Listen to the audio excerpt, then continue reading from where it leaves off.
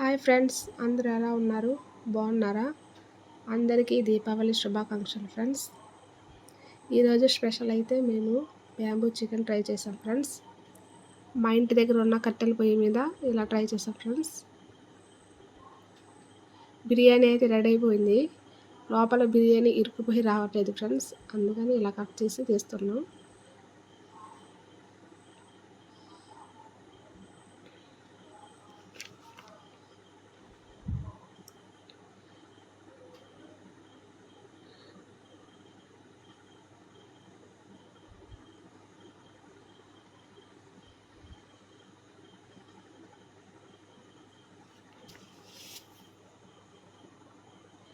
Video ఎలా ఉంది friends?